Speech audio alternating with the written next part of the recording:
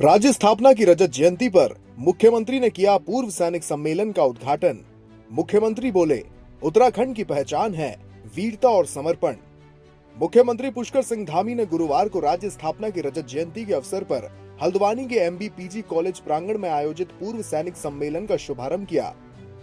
इस अवसर पर प्रदेश भर से बड़ी संख्या में पूर्व सैनिकों, वीर नारियों, वीरांगनाओं और उनके परिजनों द्वारा प्रतिभाग किया गया। मुख्यमंत्री ने उपस्थित पूर्व सैनिकों पर पुष्प वर्षा कर राज्य निर्माण और राष्ट्र सेवा में उनके योगदान के लिए सभी का अभिनंदन किया। मुख्यमंत्री ने कहा कि उत्तराखंड का हर परिवार गर्व से कह सकता है कि उसके घर से कोई न कोई भारत माता की सेवा में समर्पित है। मुख्यमंत्री धामी ने कहा कि देवभूमि उत्तराखंड वास्तव में वीर भूमि है, जहां की माटी में ही राष्ट्रभक्ति और बलिदान की भावना बसी है। मुख्यमंत्री धामी ने की सैनिक कल्याण से जुड़ी कई महत्वपूर्ण घोषणाएं। मुख्यमंत्री धामी ने कहा कि राज्य सरकार सैनिकों और उनके परिवारों के कल्याण के लिए पूर्ण रूप से प्रतिबद्ध है। उन्होंने इस अवसर पर सैनिक कल्याण विभाग के पुनर्गठन और सुदृढ़ीकरण की घोषणा करते हुए कहा कि विभाग की कार्यप्रणाली को और अधिक प्रभावी और पारदर्शी बनाया जाएगा, ताकि हर सैनिक परिवार तक योजनाओं का लाभ सहज रूप से पहुंच सके। मुख्यमंत्री ने कहा कि हल्द्वानी, अल्मोड़ा और पौड़ी में जिला सैनिक कल्याण कार्यालयों और आवासीय भवनों के पुनर्निर्माण का कार्य किया जाएगा, जिससे पूर्व सैनिकों और वीर नारियों को बेहतर सुविधाएं मिल सकेंगी। मुख्यमंत्री ने कहा कि शहीद सैनिकों की नारियों को आवासीय भवन निर्माण हेतु दी जाने वाली सहायता राशि को 2 लाख रुपए से बढ़ाकर 5 लाख रुपए किया जा रहा है।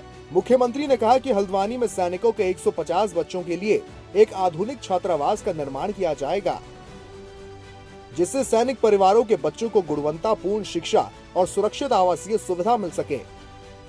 सैनिक कभी पूर्व नहीं होता, वो सदैव सैनिक ही रहता है।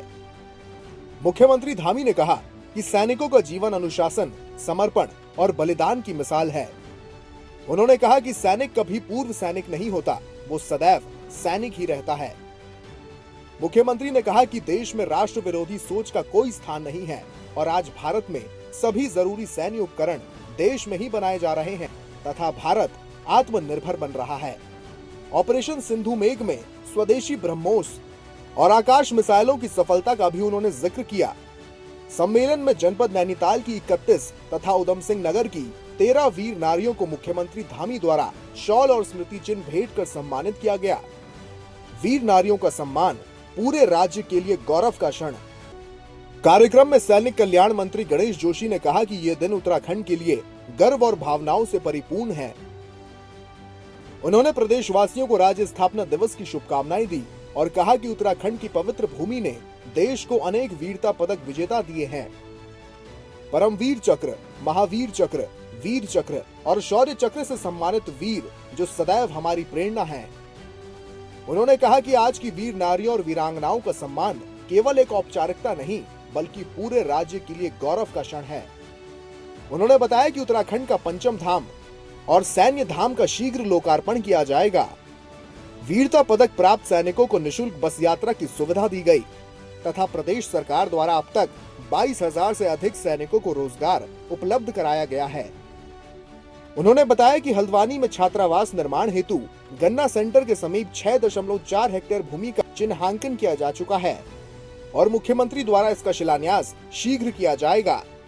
कार्यक्रम को संबोधित करते हुए वन मंत्री सुबोध उनियाल ने कहा कि उत्तराखंड सैनिक बाहुल्य प्रदेश है और सरकार सैनिकों तथा उनके परिवारों के कल्याण के लिए निरंतर कार्य कर रही है।